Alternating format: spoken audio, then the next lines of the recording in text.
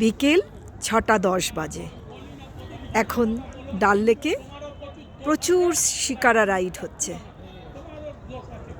আমরা আছি এই কন্টিনেন্টাল হাউসবোটে।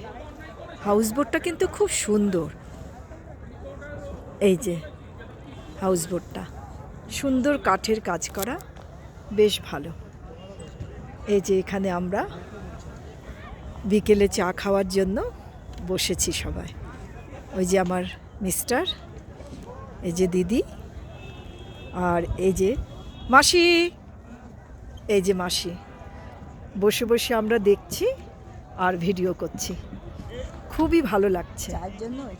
আমরা চা খাবো এখানে বসে।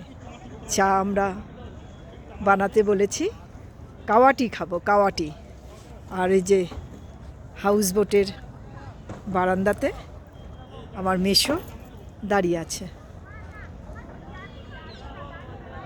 হাউসবোটের নাম কন্টিনেন্টাল।